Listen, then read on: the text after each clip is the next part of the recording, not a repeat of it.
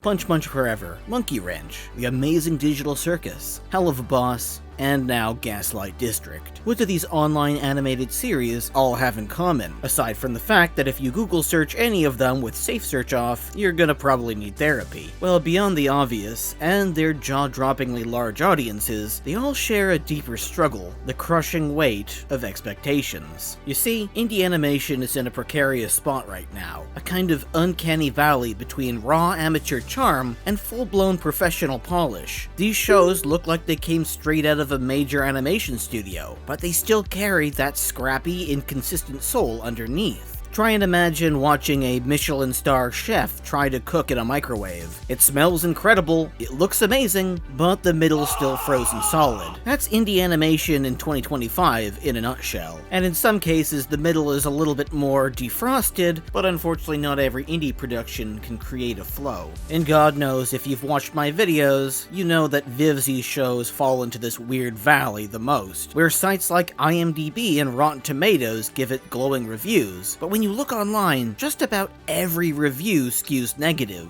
since Vivziepop herself has actively crusaded to never implement any changes to her shows for the better. She has essentially become the poster girl for indie animation being glossy, full of style, but ultimately pretty much the Star Wars prequels of animation. Visually impressive, massively popular, with big ideas that would fuel years of fanfiction to come, but ultimately questionably executed due to a lack of oversight and someone telling them, no, we'll return to that old dead horse that is Vivziepop soon enough, so just put a pin on that for now. Just a quick reminder that a like and a comment go a long way for my microscopic channel. It helps keep the lights on for me since I'm not sponsored, and it helps me get a good idea of what you guys want me to talk about. So what do you think?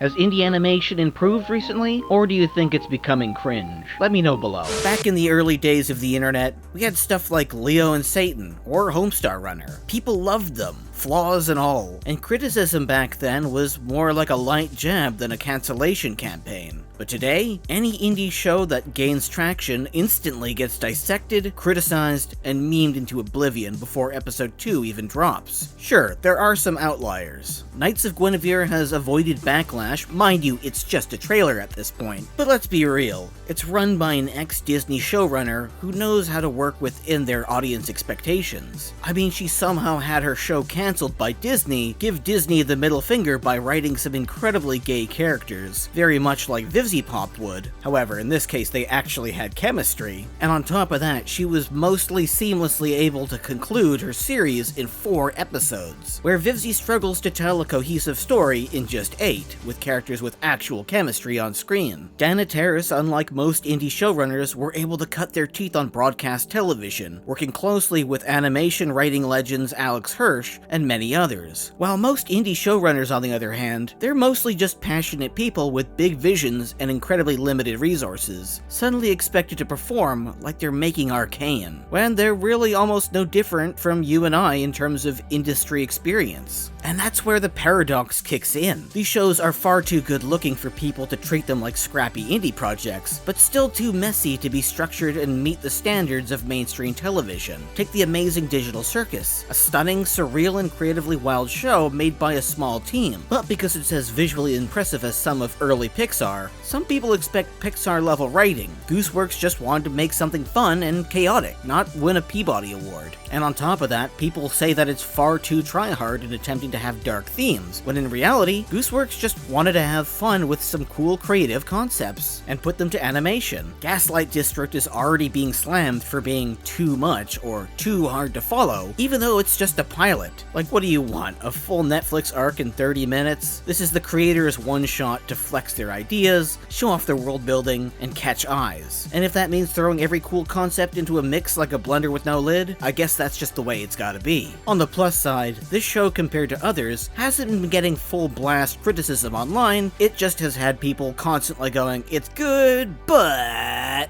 where indie animation seems to stumble the most is pacing and structure. Not because the creators lack skill, but because they lack filters. There's no executive breathing down their neck saying, maybe lose the 5th monologue about trauma, and maybe delete the grape scene that was implied as a joke. Vivziepop is probably the clearest example of this double-edged sword, and is probably why indie animation is seen as cringe by some. Not that it actually is. She's just likely most people's first exposure to indie animation. She's created two of the most successful indie shows of all time, Hazbin Hotel and Helluva Boss, and yet she's notorious for ignoring criticism, especially around her writing. People have been asking for years, can you chill with the swearing and maybe write actual jokes instead of just horny shouting? But instead of evolving, she's only tripled down like it's a contest. This is one of the few times where actively bashing a show and criticizing it is totally warranted. Because just try and imagine Hazbin Hotel with less swearing. Not sanitized, just smarter. And it's not just about the excessive swearing. It's the overuse of try-hard gags and out-of-place sex jokes that completely undercut any attempt at meaningful drama or thematic depth when writing characters. This might sound petty coming from me, but that small change would shift public perception massively, and I get it. Every Reddit thread about Vivziepop loves to roll their eyes at the "if insert show was written by Vivziepop" meme, often calling it overused and unfunny. But here's the thing, it became a meme for a reason. Even outside of the fandom, and inside the fandom, there are plenty of people who genuinely can't stand her writing style, and want it to change. So yes, dismiss it all you want, but that kind of criticism is completely valid, as I'm not the only one who says this. And here's the real kicker for all my detractors. Success doesn't make you immune to criticism. If anything, it invites more of it. But the best creators use that pressure to improve. Gooseworks openly asked for writing help, and that's awesome. It shows self-awareness, growth, and maturity, and shows that the Amazing Digital Circus will only get better with coming episodes. While I get that people think I might hate Vivziepop, I really don't. I want her shows to be good.